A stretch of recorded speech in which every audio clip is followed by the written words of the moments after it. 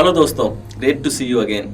और आज हम सीखेंगे टेक्निक्स, जिन टेक्निक्स को यूज करके आप फियर को एलिमिनेट कर सकते हैं। अभी तक दोस्तों हमने पूरा फाउंडेशन बना लिया, इनसाइट्स सीख ली, कॉन्सेप्ट सीख लिए, किस तरीके से फियर काम करता है वो भी सीख लिया। हमने देखा कि फियर किस तरीके से हमारी सक्सेस को ब्लॉक करता है, उसका मैकेनिज्म क्या है, फियर का जो F3 मोड है यानी कि फाइट, फ्लाइट और फ्रीज, ये मोड क्या होते हैं, कितने प्रकार के फियर्स हैं जो हमें रोकते हैं, जिसमें हमने देखा कि fear of failure, fear of judgement, fear of embarrassment, public speaking, कितने प्रकार के फियर्स थे जो हमें रोक रहे थे। लगभग 16 टाइप्स ऑफ फियर हमने पिछली क्लास में डिस्कस किए थे कि कैसे फियर्स हमें रोकता है। इनफैक्ट हमने सक्सेस फेलियर सर्किट भी समझा, किस तरीके से वो काम करता है। अब सारी अंडरस्टैंडिंग लेने के बाद और एक अवेयरनेस क्रिएट करने के बाद अब हम तैयार हैं कि हम टेक्निक सीखें और फियर को रिमूव कैसे करना है, एलिमिनेट कैसे करना है और उसको कंट्रोल कैसे करना है,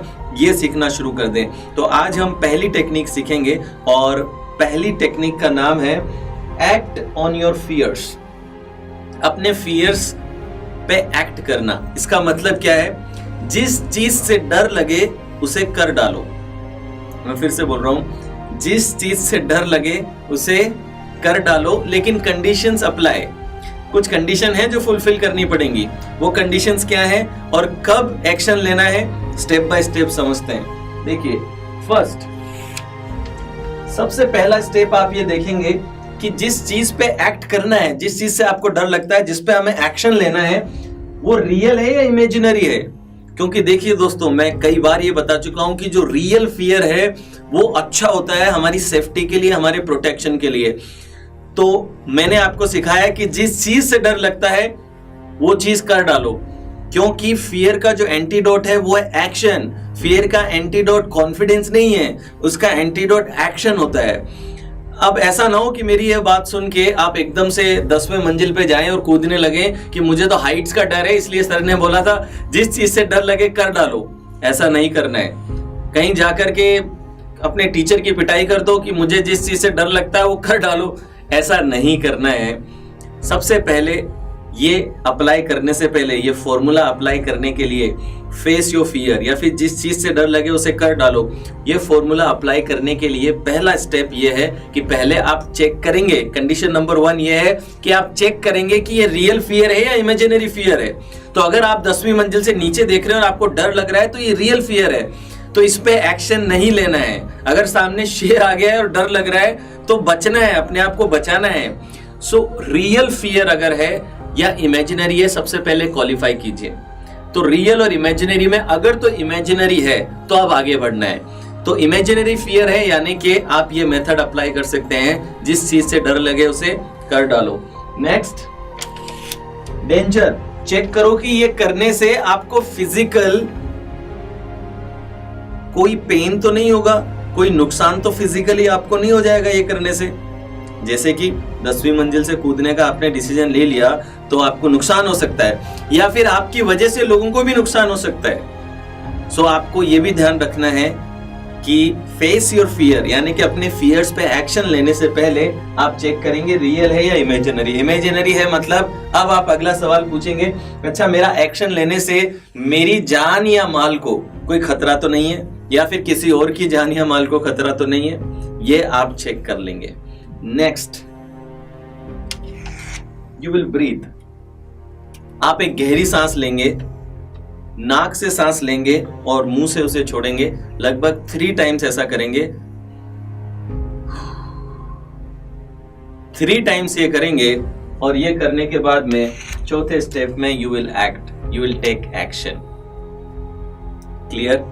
फॉर एग्जाम्पल, अगर आपको स्विमिंग नहीं आती है, ओके, और आपको पानी से डर लग रहा है, स्विमिंग पूल में कूदने से डर लग रहा है, ये डर रियल है या इमेजिनरी है? रियल है, क्योंकि आपको तैरना नहीं आता, पानी में कूदोगे आप डूब जाओगे। तो यानी ये फॉर्मूला अप्लाई नहीं करना है। क्लियर है?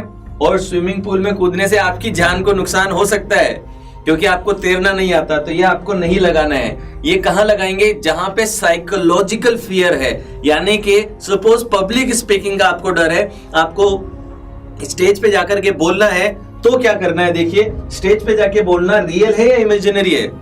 इमेजिनरी है, साइकोलॉजिकल है। अच्छा, आप अगर स्टेज पे जाके बोलोगे तो कोई आपकी जान या माल का नुकसान हो सकता है?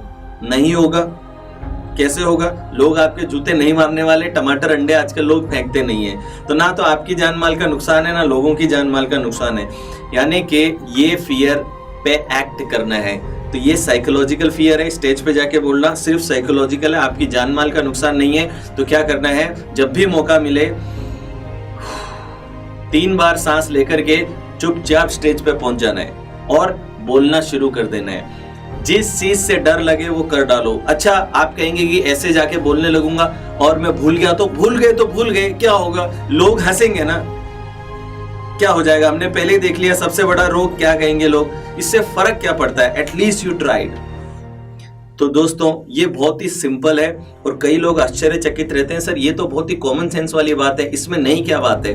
दोस्तों, कई बार कोई नई बात हमें सीखने की जरूरत नहीं होती, जो बातें हमने सीख रखी हैं उसको अप्लाई करना जरूरी होता है। कहते हैं ना, common sense is not common practice. तो कई बार हमें बाय कॉमन सेंस ये पता तो है, लेकिन ये हमारी प्रैक्टिस में नहीं है। इस वजह से मैं आपको आज रिमाइंड करा रहा हूं, very simple technique, very powerful. Face your fear.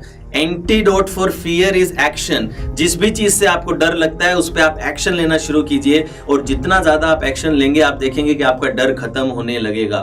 मैं अगर अपनी कहानी आपको बता दूं तो मुझे स्टेज का बहुत बड़ा फोबिया था, और इनफैक्ट जब मैं 19 ईयर्स का था, 19 साल की उम्र तक मैं कभी स्टेज पे गया नहीं। सिर्फ एक बार 6th क्लास में ऐसा हुआ कि मैं स्टेज पे गया और वहां पे मैं इतना ब्लैंक हो गया कि मेरे को नाम भी अपना थोड़ी देर के लिए याद नहीं आया। सब लोग इतना हंस लिए मुझ पे कि उस दिन मैंने डिसाइड कर लिया कि आज के बाद वापस कभी स्टेज पे नहीं चढ़ूंगा। और लगभग 5-7 ईयर्स लेटर ये घटना के कई सालों तक मैंने कभी स्टेज की तरफ झांका भी नहीं। इनफैक्ट मैं शादियों के जो रिसेप्शन स्टेज होते हैं उस पे भी एनवलप देने के लिए नहीं जाता था। मुझे स्टेज से इतना फोबिया होके रखा था, just because of one bad incident. तो देखिए, जब मैं 6th में था, मैंने फियर और एक्शन में क्या चूज किया? मैंने फियर को चूज कर लिया। आई डिसाइडेड, मैंने अपने फियर को चूज किया कि मैं अब वापस कभी स्टेज पे नहीं जाऊंगा। एक बात हमेशा ध्यान रख लेना दोस्तों, फियर और एक्शन दोनों में से जो चीज आप चूज करोगे वही आपके अंदर और ज्यादा मजबूत हो जाती है। याद है ना, मैंने पहले एपिसोड में कहानी बताई थी आपको। एक आदमी था, उसके 2 कुत्ते थे, सफेद वाला और एक काला कुत्ता था। जिसको वो खाना खिलाता था ज्यादा वही जीतता था। सिमिलरली एक्शन और फियर में आप जिसको फीड करोगे, जिसको आप चूज करोगे, वही आपके अंदर स्ट्रॉन्ग हो जाएगा। तो 6th क्लास में मैंने क्या किया, मैंने फियर को चूज कर लिया और वो इतना स्ट्रॉन्ग मेरे अंदर बन गया कि मैं वापस कभी स्टेज पे नहीं जा पाया। फिर 19 साल या 20 साल की उम्र रही होगी मेरी, मुझे एक मौका मिला एक स्कूल में जाकर के स्पीच देने का। और जब मैं स्पीच देने के लिए गया, वहां पे मेमोरी पे लेक्चर था और मैं वो लेक्चर लेने के लिए गया और मैं वहां पे भूल गया और ब्लैंक हो गया। मेरी जो पास्ट की सारी मेमोरी थी वापस आ गई उस दिन जो मैं ब्लैंक हुआ था, और मैं फिर वहां पे चौक कर गया, ब्लैंक हो गया। जैसे तैसे करके मैंने अपना देख देख के अपना कोर्स तो फिनिश किया, लेकिन इस बार घर आकर के मैंने डिसीजन लिया कि इस बार मैं फियर को चूज नहीं करूंगा, मैं एक्शन को चूज करूंगा। एंड आई डिसाइडेड कि I am going to act on my fear. मैं अपने फियर पे एक्ट करूंगा। मैं कई घंटों रोज आईने के सामने प्रैक्टिस करने लगा, अपने दोस्त के फोन में रिकॉर्ड करके अपनी रिकॉर्डिंग देखता, कुछ स्ट्रेंजर से जाकर के बात करने लगता, 4-5 स्ट्रेंजर रोज बात करता। अपने फियर, जिस चीज से मुझे डर लग रहा था, मैंने उस पर एक्शन लेना शुरू किया और उस एक्शन का नतीजा ये हुआ कि विद टाइम मैं कंफर्टेबल होने लगा। कभी 50 लोगों का, कभी 100 लोगों का, कभी 1000 लोगों का, और मैक्सिमम 10,000 लोगों तक भी मैंने स्पीच लेके रखी है सामने। और अभी ऐसा आलम है कि ऑलमोस्ट 30 डेज में से 15 days I am on stage and I have received many awards as well. तो यही कहूंगा आप लोगों से कि एक्शन और फियर में जो आप चूज कर लेंगे वही आपके अंदर मौजूद बनेगा। ये बहुत सिंपल सी बात है, इसमें कुछ नया मैं आपको नहीं बता रहा, बट बात सिर्फ इतनी सी है कि कॉमन सेंस, कॉमन प्रैक्टिस नहीं होती, जिस वजह से प्रॉब्लम होती है। तो फर्स्ट आइडेंटिफाई योर फियर, कि वो फिजिकल है या साइकोलॉजिकल है। जहां पे भी साइकोलॉजिकल फियर है, आप वहां पे देखेंगे कि मुझे कोई डेंजर तो नहीं है, और फिर बाद में जाके आप ब्रीथ लेंगे 3 बार और आप एक्शन ले देंगे, तुरंत एक्शन, इमीडिएट एक्शन ले लेंगे जिस चीज से आपको डर लगता है। सो की पॉइंट्स आज क्या रहे? 4 स्टेप हैं। Identify your fear, make sure that it is not putting you in any kind of physical danger, just take a breath and do it. इसको कर डालिए आप, ठीक है। Face your fear, antidote for fear is not confidence, antidote for fear is action. Face your fear, it is very important. एक कहानी मुझे याद आ रही है, आपके साथ शेयर करता हूँ कि एक बार एक पंडित जी थे, एक पुजारी थे, और वो पुजारी एक मंदिर की ओर जा रहे थे। तो रास्ते में मंदिर से थोड़ी सी दूर पहले उन्होंने देखा कि दो बहुत ही बड़े ब्लैक कलर के और बहुत ही डेंजरस बुलडॉग्स रस्सी से एक हुक पे बंधे हुए थे, एक खूंटे से बंधे थे। और जैसे पुजारी जी उनके पास से गुजर रहे थे, वो भौंक रहे थे। पुजारी जी को बहुत डर लगा and he got that default mechanism on but still he kept moving। लेकिन वो चल तो रहे थे आगे, लेकिन बार बार पीछे मुड़ के देख रहे थे कहीं ये जो डॉग्स हैं ये चेन तोड़ करके मुझे खाने के लिए तो नहीं आ जाएंगे।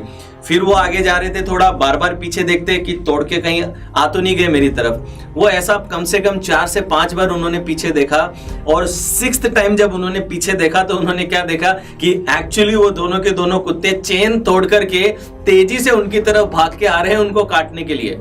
एक बार का तो वो डर गए, उन्हें समझ नहीं आया कि मुझे क्या करना चाहिए। फिर उन्होंने अपनी बुद्धि का प्रयोग किया। उन्हें ये पता था फेस योर फियर, तो उन कुत्तों से भागने के बजाय, दूर भागने के बजाय उन्होंने क्या किया, वो खुद कुत्तों की तरफ भागने लगे। जैसे ही वो तेजी से कुत्तों की तरफ भागने लगे तो दोनों कुत्ते डर गए कि ये कौन इंसान है जो हमारी तरफ भाग करके आ रहा है। दोनों कुत्ते डर के चुपचाप जाके बैठ गए। दोस्तों, फेस योर फियर।